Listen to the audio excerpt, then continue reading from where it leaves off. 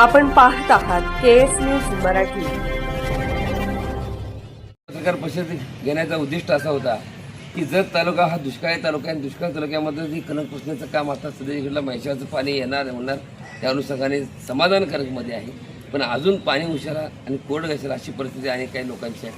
पण अशाच परिस्थितीमध्ये पुन्हा एकदा वीज वितरणचा जो कारभार आहे गेले अनेक दिवस आपल्या मीडियाच्या माध्यमातून सातत्यपूर्वक आम्ही ऐकत होतो, पण कानाने ऐकावं आणि डोळ्याने बघावं ही परिस्थिती त्या ठिकाणची दिसते। पण अशी परिस्थिती आज माझ्यावरती आलेली आहे। माझ्यावरती एकट्यावरतीच न येता पूर्ण तालुक्यामध्ये अनेक लोकांच्यावरती हा प्रसंग निर्माण झालेला आहे।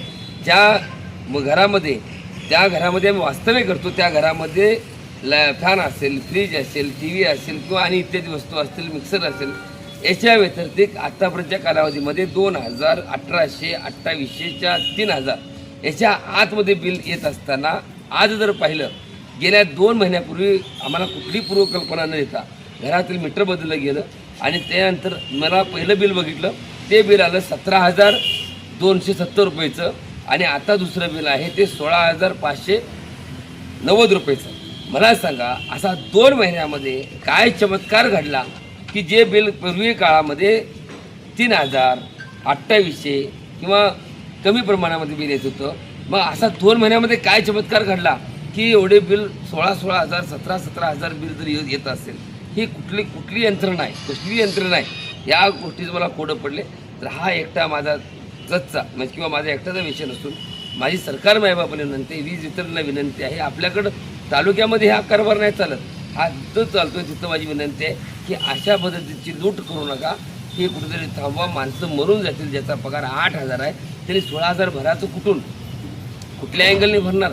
आणि मी बिल भरायला तयार आहे, मी बिल भरून बोलतोय। पहिला मी 17,000चं बिल भरलोय आणि आता 16,000चं बिल पण भरणार आहे। माझं मीटर पण काढू नका, असं किती दिवस चालतं मला बघायचंच आहे।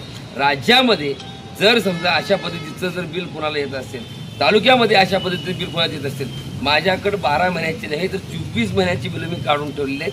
24 महिन्यामध्ये 2 महिन्यामध्ये मीटर बदलल्यानंतर जर असा चमत्कार जर घडत असेल तर मला वाटते 1,500 रुपये जे लाडक्या बहिणीला देतात तर मला वाटते 3,000 दिले तरी कमी पडणार नाहीत, कारण सरकारकडे डबल टिबल जर आमच्याकडूनच आमच्याच घरातून व्याजासकट मुद्दल सकट जर जात असेल तर हे कुठं सहन केलं जाणार नाही। माझी सर्वांना विनंती आहे, आपण जे मंडळी आहेत ते प्रत्येकाने आपलं बिल चेक करावं, ज्यांनी मीटर बदलले त्यांनी चेक करावं आणि त्याचा पाठपुरावा करण्यासाठी कागद एकत्रित करावी, संग्रहित करावेत आणि श्री संत बागडेबाबा मानवमित्र संघटनेकडे द्यावं आणि त्या अनुषंगाने पुढे देईल। आणि जर सरकार मायबाप हे जर करत असेल तर आम्हाला 5 लिटर रॉकेल द्या शिस्तबद्ध, आम्ही 2 लिटर रॉकेल घरला वापरतो आणि 2 लिटर कमी पडत तर पितो आणि त्यालाच काढ लावून घेतो, अशी आमची मानसिकता या ठिकाणची आहे।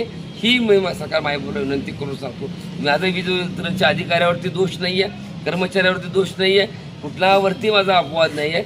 मीटर एवढं चमत्कारी कसं भेटलं, असं एखादं मीटर आम्हाला भेटावं आणि ही जर तालुका दुष्काळी तालुका हा सुजलम सुफलम व्हावा एवढीच माफक अपेक्षा करतो। धन्यवाद।